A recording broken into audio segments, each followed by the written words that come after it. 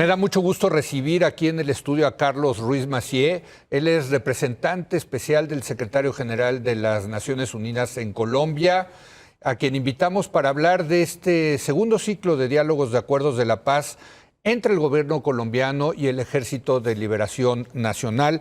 Carlos, muy buenas noches. Gracias por venir. Muy buenas noches. Es un gusto estar aquí con ustedes. Se van a llevar a cabo estos diálogos aquí en México. Aquí en México, de hecho, iniciaron ya. Ya iniciaron. Ya iniciaron el día de hoy. Ok. Es un segundo ciclo, el primero fue en Venezuela. Sí. Pero son muy importantes, hay que destacar que son diálogos que quedaron suspendidos durante 4 años. Sí. Y el ELN pues, no deja de ser el grupo guerrillero más importante históricamente y políticamente en Colombia. Y hay esas perspectivas de que se logre avanzar en un proceso de paz y ojalá en un acuerdo de paz futuro. Se llegó a un acuerdo de paz con las FARC, con las Fuerzas Armadas Revolucionarias de Colombia, Así es. en el gobierno de Santos, en el gobierno pasado, ¿no?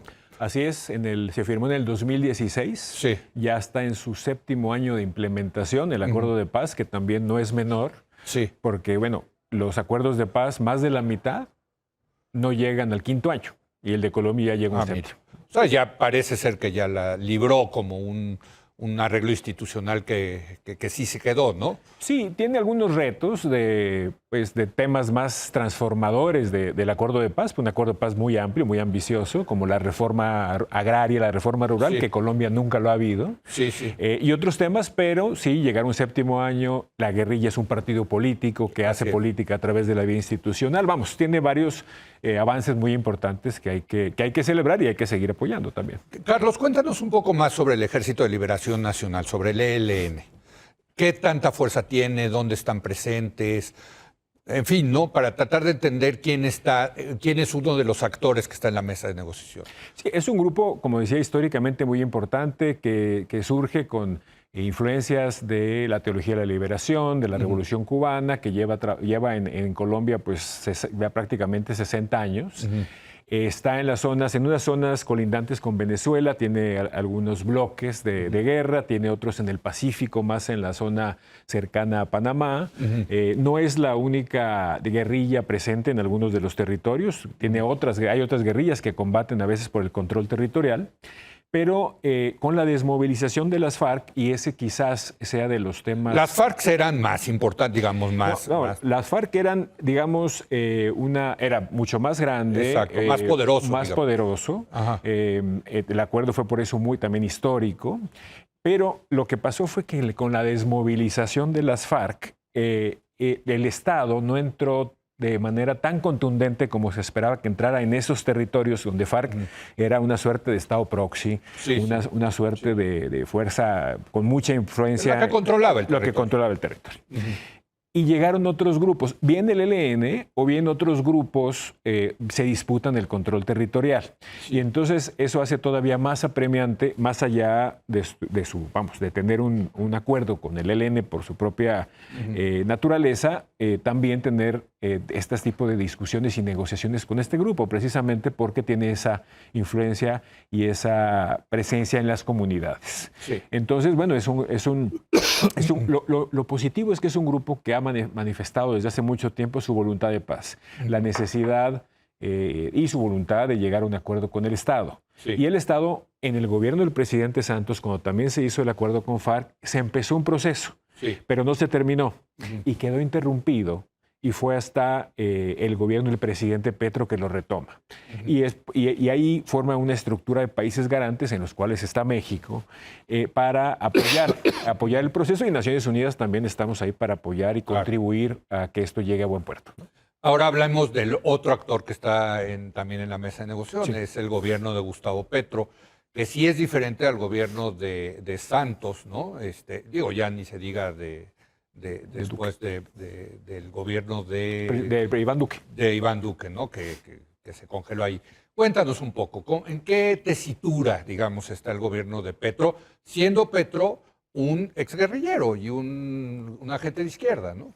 Sí, bueno, es el primer gobierno progresista, digamos, de Colombia. Sí. Ellos siempre han expresado, el presidente Petro, desde la campaña, la necesidad de buscar más iniciativas de paz, y ellos tienen una agenda muy audaz, muy ambiciosa, que le llama la paz total.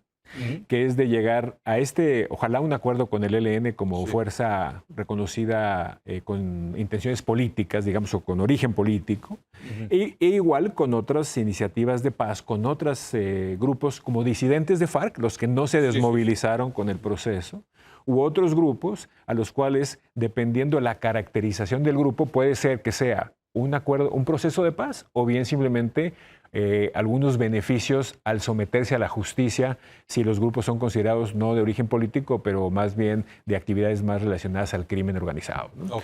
Entonces, es un gobierno que está muy pro paz, que tiene muchas iniciativas, que confía mucho en la comunidad internacional, que confía mucho en Naciones Unidas para que le apoyemos en esta gesta, pero pues que no es sencilla, son muchos procesos al mismo tiempo en el periodo de gobierno que tiene, que son ahora ya 3 años y medio. Entonces, pero bueno, es un gobierno liderado por un presidente y su grupo político que está convencido que la vía de la paz y la vía del diálogo es la vía mejor para resolver los conflictos. Ahora, en esa mesa está, ya hablamos, el ELN, está el gobierno de Gustavo Petro y están los mediadores. Háblanos un poco de los mediadores. ¿Quiénes son estos personajes? ¿Qué hacen? En fin, ¿no? Sí. Pues este proceso es interesante porque, y así también fue el de las FARC, es una negociación directa entre las partes. Ellos dirigen la negociación, no hay una mediación. Se hablan entre ellos. Se hablan entre ellos, ellos dirigen la mesa. Perfecto. Y no hay una mediación formal, ¿no? Pero los países, como si hubo en otras negociaciones de paz. Claro. Exacto. Pero acá hay una serie de países garantes que son una suerte de facilitadores más ligeros, donde está Cuba, Noruega, Venezuela, Chile, Brasil y México. Y además estamos 2 instituciones que también acompañamos y que somos parte, digamos, de ese cúmulo, de herramientas de facilitación cuando sea necesaria, que son la Iglesia colombiana, que es un actor importante en Colombia. La Iglesia Católica. La Iglesia Católica colombiana y Naciones Unidas. Entonces, todos estos países, más estas instituciones, fungimos como esta suerte de... somos garantes ellos, acompañantes nosotros, pero en la práctica somos una suerte de facilitadores listos para ayudar si así se requiere. ¿Están ahí en las negociaciones presentes? Todos estos presentes en la mesa de negociaciones de manera constante y justos para ayudar. Y yo ahí también sí destacaría el tema de México, porque el tema de México, después de esta historia muy larga de mediación, de tratar de ayudar a resolver conflictos de la región en la época de Contadora, en la época de la Declaración Franco-Mexicana, inclusive con los colombianos en la coordinadora guerrillera en Tlaxcala en los 90s, finalmente es una actividad que ya no se estaba haciendo mucho y que ahora el gobierno, el canciller Ebrard, pues volvió a aceptar este papel y es algo creo que destacable, que México vuelva a tener ese papel de tratar de ayudar a la región a resolver conflictos, ya sea entre estados o intraestados, como es el caso de Colombia. ¿No? Déjame, me quedan 2 minutos, Carlos, y te quiero preguntar, ¿cómo van las negociaciones? ¿No? Digo, lo que nos puedas contar, desde luego, ¿no? Porque supongo que muchas cosas son secretas, ¿no? Pero... No, rápidamente, van muy bien porque en el primer ciclo en Caracas llegaron a acuerdos puntuales, importantes, unos que inclusive se llegaron a implementar, que era llevar alivios a las comunidades de manera casi inmediata. Y ahora hay 2 temas que ya acordó la mesa tratar, que son complejos, pero importantes. Uno es la participación de la sociedad colombiana en el diálogo, porque es un elemento muy importante que sean partícipes de la mesa para hacerlo más inclusivo. Y el otro es un cese al fuego bilateral, que es muy importante para la reducción de la violencia y para generar un mejor ambiente a la mesa y que se puedan avanzar en otros temas ya de víctimas. Ahorita hay cese al fuego. No, ahorita hay... Ese es uno de los temas que se va a discutir en México. Ah, perfecto. Son 3 semanas, 4 semanas que va a durar el ciclo en México y ojalá se llegue el resultado a este tema que es sumamente importante. O sea, lo que está en la agenda ahorita es lo del cese al fuego. Está el cese al fuego y la participación de la sociedad, de las comunidades en el diálogo. Pero entonces estamos lejos, por lo que me dices, todavía de llegar a un acuerdo de paz con todo lo que eso implica. Lo digo porque el de las FARC pues tardó años, ¿no? Sí, exacto, ¿no? Sí, esto empezó en noviembre. Este es el segundo ciclo. Hay muy buen ambiente, mucho apoyo. Esperamos que esto camine con pasos sólidos, pero estamos empezando. ¿Algo más que agregar, Carlos? No, simplemente que estamos como Naciones Unidas muy optimistas de que se puede avanzar y muy agradecidos en este caso también con México por su hospitalidad y todo lo que está haciendo por el proceso de paz. Pues te agradezco mucho, Carlos Ruiz Massieu, que hayas venido el día de hoy. No, mucha suerte. gusto es mío. No, lo que están haciendo es muy, muy importante. Gracias. No, muchas gracias.